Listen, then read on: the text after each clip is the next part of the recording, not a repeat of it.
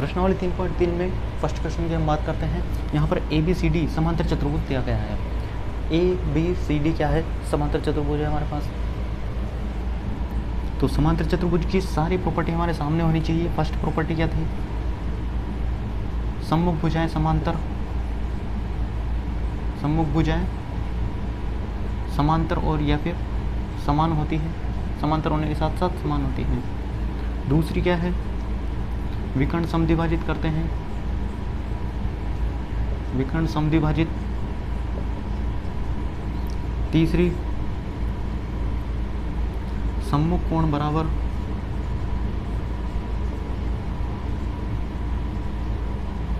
चौथी आसन्न कोणों का योग 180। पहला AD किसके बराबर होगी? यहाँ पर AD, ये AD किसके बराबर होगी? BC के बराबर। सम्मुख भुजा है तो AD किसके बराबर हो जाएगी? BC के बराबर हो जाएगी। तो हमारा आंसर क्या जाएगा? BC। कोण DCB, कोण DCB यानी कि ये वाला कोण किसके बराबर होगा? DCB किसके बराबर होगा? DAB के बराबर। इसका सम्मुख कोण कौन सा है? ये है, तो ये किसके बराबर हो जाएगा? DAB के बराबर, DAB के बराबर। अगला OC किसके बराबर होगी? OC किसके बराबर होगी? OA के, क्योंकि विकर्ण समद्विभाजित करते हैं तो ये वाली भुजा किसके बराबर? इसके बराबर। तो ये OC है, तो OC किसके बराबर हो जाएगी? OA के बराबर। उसके बाद कोण DAB, DAB यानी कि ये वाला कोण। उसके बाद कोण CDA, CDA यानी कि ये वाला कोण। अब इन दोनों कोणों का योग कितना होगा? ये दोनों कोण कौन से कोण हैं? आसन्न कोण है, तो इनका योग कितना हो जाएगा? 180 हो जाएगा। First question complete. Second question की बात करते हैं। प्रश्नावली 3.3 का सेकंड क्वेश्चन क्या है? समांतर चतुर्भुज में अज्ञात कोणों x, y, z का हमें मान ज्ञात करना है।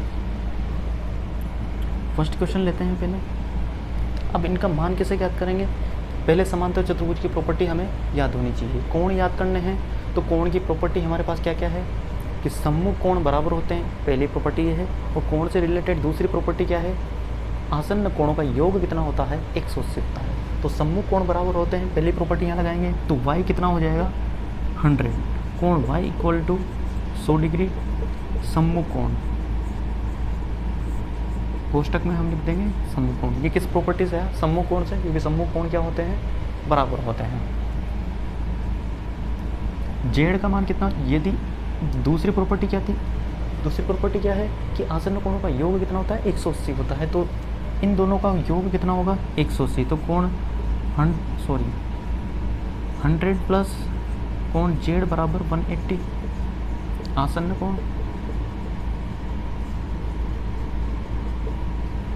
तो z की वैल्यू निकालेंगे तो 180, इसको माइनस कर देंगे 80 डिग्री। कोण z की वैल्यू कितनी आ गई? 80 डिग्री। अब z का सम्मुख कोण कौन है? x है, तो कोण x बराबर कोण z बराबर 80। ये भी क्या है? सम्मुख कोण है। सेकंड क्वेश्चन पर आ जाइए।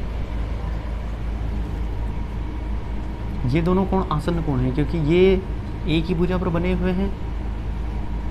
तो कोण x इक्वल टू कोण x plus 50 degree equal to 180 आसन्न कोण। कोण x की वैल्यू कितनी आ जाएगी? 180 माइनस 50, 130। कोण x की वैल्यू 130। y की वैल्यू कितनी हो जाएगी? कोण y इक्वल टू कोण x इक्वल टू 130। ये कौन से कोण हैं? सम्मुख कोण हैं। इसके बाद कोण z की वैल्यू निकालनी है, तो कोण z की वैल्यू वही होगी जो x की होगी। तो कोण x बराबर कोण z यानी कि 130। अब क्वेश्चन नंबर 8 हम देखते हैं। 8 में क्या है? एक चतुर्भुज दे रखा है GUNS और एक इधर चतुर्भुज दे रखा है RUNS। ये दोनों चतुर्भुज समांतर चतुर्भुज हैं। ये चतुर्भुज भी समांतर है और ये भी समांतर चतुर्भुज है। हमें यहाँ पर x की वैल्यू निकालनी है और y की वैल्यू निकालनी है, यहाँ पर भी x और y की वैल्यू निकालनी है। इसके लिए हमारे पास एक प्रॉपर्टी है। अब यहाँ पर x और y कहाँ पर दे रखे हैं, भुजाओं पर दे रखे हैं। इसमें भी x और y की वैल्यू कहाँ पर दे रखी है, भुजाओं पर दे रखी है। तो भुजाओं से रिलेटेड हमारे पास दो प्रॉपर्टी है। पहली प्रॉपर्टी हमारे पास क्या है कि सम्मुख भुजाएं बराबर होती है। दूसरी प्रॉपर्टी क्या है कि समांतर चतुर्भुज के विकर्ण परस्पर समद्विभाजित होते हैं। ये विकर्ण है, ये परस्पर एक दूसरे को क्या करेंगे, समद्विभाजित करेंगे। और यहाँ पर क्या है, सम्मुख भुजाएं क्या होती हैं, बराबर होती है। तो सम्मुख भुजाएं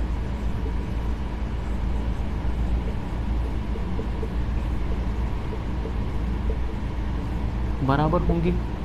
अब यदि ये GUNS समांतर चतुर्भुज है तो इसकी सम्मुख भुजाएं क्या होंगी, बराबर होंगी। पहली भुजा ये GS किसके समान होगी, UN के। तो GS इक्वल टू UN यानी कि 3x इक्वल टू 18, तो x इक्वल टू 18/3 और x की वैल्यू कितनी आ जाएगी, 6 आ जाएगी। वहीं पर ये भुजा इसके समान होगी।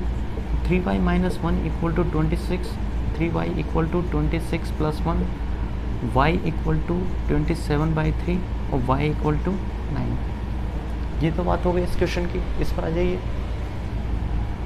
विकर्ण एक दूसरे को परस्पर समद्विभाजित करेंगे, यानी कि ये वाली भुजा किसके बराबर, इसके बराबर, और ये वाली भुजा इसके बराबर। तो हम पहले y की वैल्यू निकालेंगे, क्योंकि यहाँ पर दो वेरिएबल हैं, दो वेरिएबल की वैल्यू एक साथ नहीं निकाली जा सकती, इसलिए यहाँ पर एक ही वेरिएबल है। तो एक वेरिएबल की वैल्यू यहाँ से निकाली जा सकती है। तो y + 7 किसके बराबर होगा, 20 के बराबर। यहाँ लिख सकते हैं विकर्ण समद्विभाजित होंगे।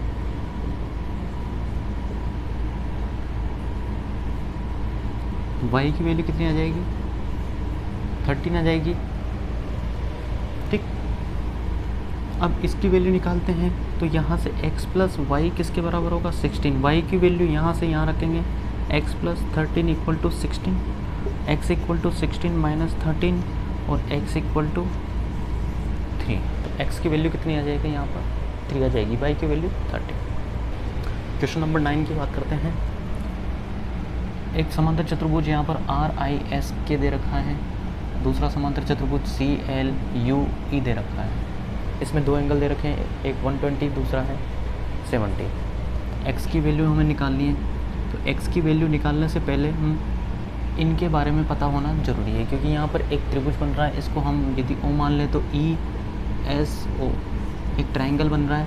ट्रायंगल के हमें यदि दो एंगल पता हो तो तीसरा एंगल हम आसानी से निकाल सकते हैं। तो हमें पहले E और S का पता लगाना होगा। समांतर चतुर्भुज की एक विशेषता ये होती है कि आसन्न कोणों का योग 180 होता है। तो ये कोण इसका आसन्न कोण है, कोण K + कोण S बराबर 180। ये आसन्न कोण होंगे। तो यहाँ से कोण K की वैल्यू रखेंगे 120, कोण S बराबर 180। तो कोण S की वैल्यू 180 - 120 60 डिग्री। और S की वैल्यू कितनी आई, 60 डिग्री। उसके बाद E की वैल्यू निकालिए। तो ये वाला और ये वाला कोण सम्मुख कोण होते हैं। तो कोण L इक्वल टू कोण E, सम्मुख कोण,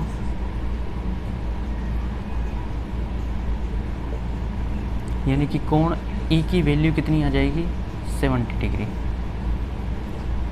अब त्रिभुज ESO में कोण E + कोण S + कोण X, ये कोण X है। X की इन तीनों की वैल्यू किसके बराबर होगी, 180 के बराबर होगी। तो यहाँ पर इन दोनों की वैल्यू हम रखेंगे 60 + 70 + X इक्वल टू 180। इनको ऐड करेंगे 130 + X इक्वल टू 180। X की वैल्यू निकालेंगे, 130 ट्रांसफ़र करेंगे तो X की वैल्यू कितनी आ जाएगी, 50 डिग्री।